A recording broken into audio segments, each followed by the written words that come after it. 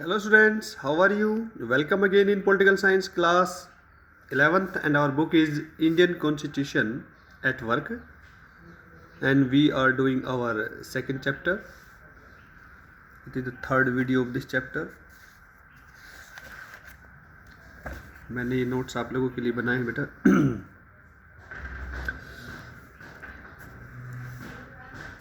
इससे पहले वीडियो में हमने फंडामेंटल राइट्स के बारे में जाना था. हमारे पास है directive principle of state policy, राज्य के नीति निर्देशक तत्व. तो मैं बताना चाहूँगा बेटा, फंडामेंटल राइट्स के अनुसार जो फंडामेंटल राइट्स हमने कंप्लीट किया है, मौलिक अधिकार हमारे क्या क्या हमें संविधान ने दिए हैं, उनके साथ साथ संविधान निर्माताओं को पता था कि स्वतंत्र भारत को अनेक चुनौतियों का सामना करना पड़ेगा. इसमें सभी नागरिकों को समानता लाना और सभी का कल्याण करना सबसे बड़ी चुनौती था.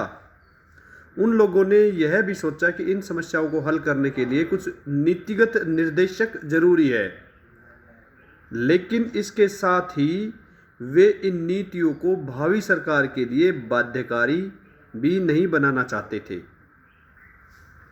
तो उन्होंने कुछ गाइडलाइंस यहाँ पर मैं आपको बताऊंगा बेटा. Some guidelines were incorporated in the Constitution. उन्होंने संविधान के अंदर कुछ ऐसी गाइडलाइंस समावेश किया, but they were not made legally enforceable. लेकिन उनको न्यायालय के माध्यम से लागू करवाने के लिए बाध्य नहीं किया जा सकता है. दिस मीन्स, इसका अर्थ है that if A government did not implement a particular guidelines, कहने का तात्पर्य हमारे पास ये हुआ कि किसी भी निर्देशक को लागू करने के लिए हम न्यायालय में जाकर ये मांग नहीं कर सकते कि उन्हें लागू करने के लिए न्यायालय सरकार को आदेश दे. ये यहाँ पर हमारे पास है. आइए देखते हैं कि भाई ये नीति निर्देशक तत्व है क्या. What do the directive principle contain, यानी नीति निर्देशक तत्व क्या है, इनके बारे में आपको बताना चाहूँगा. The chapter on directive principles list mainly 3 things. 3 चीज़ें उन्होंने मद्देनजर रखी. पहली हमारे पास आ रही है the goals and objectives that we as a society should adopt, यानी वे लक्ष्य और उद्देश्य जो एक समाज के रूप में हमें स्वीकार करने चाहिए. पहला हमारे पास इसका गोल ये रखा गया. दूसरा था certain rights that individual should enjoy apart from the fundamental rights. मतलब कहने का तात्पर्य ये हुआ बेटा कि वे अधिकार जो नागरिकों को मौलिक अधिकारों के अलावा मिलने चाहिए. Certain policy that the government should adopt, वे नीतियां जिन्हें सरकार को स्वीकार करना चाहिए. अब ये नीतियां और ये है क्या, ये मैं आपको थोड़ा सा हिंदी में बताऊंगा ताकि आपको अच्छी तरह से समझ में आ जाए बेटा.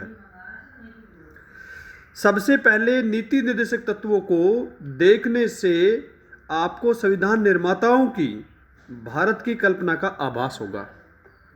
इसमें सबसे पहले मैं आपको बताऊं बेटा कि सरकार के कुछ नीति निर्देशक तत्वों को लागू करने का प्रयास किया,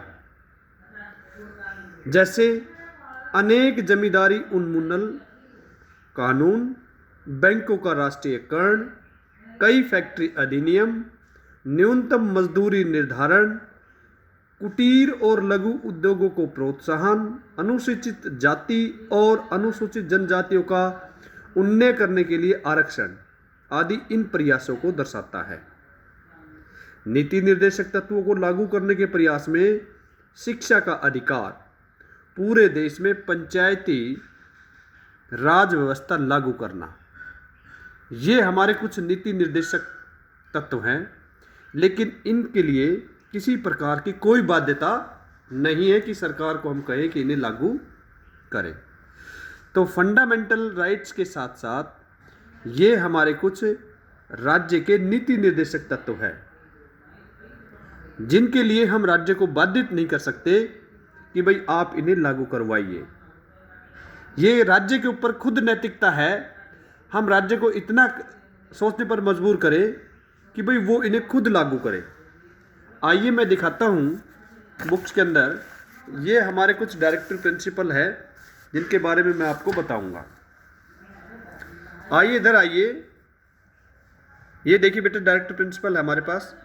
गोल्स यानी उद्देश्य क्या क्या है इनके, यहाँ मैं आपको बता दूँ। वेलफेयर ऑफ पीपल, लोगों का कल्याण करना। Social, economic and political justice, सामाजिक, आर्थिक एवं राजनीतिक न्याय होना चाहिए।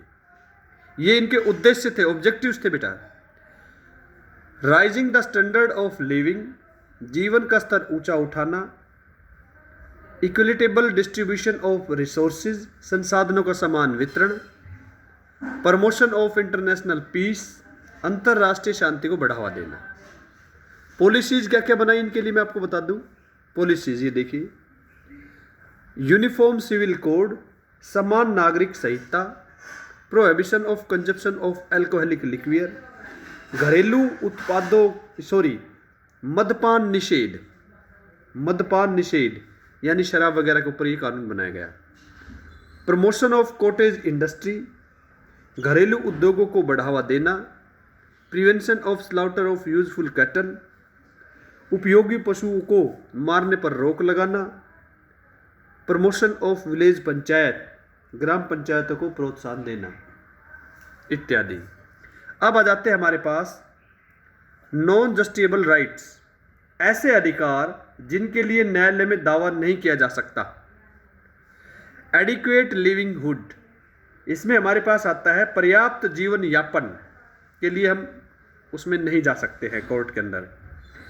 Equal pay for equal work for man and women, महिलाओं और पुरुष के लिए समान काम की समान मजदूरी। राइट अगेंस्ट इकोनॉमिक एक्सप्लॉयटेशन, आर्थिक शोषण के विरुद्ध अधिकार। राइट टू वर्क, काम का अधिकार।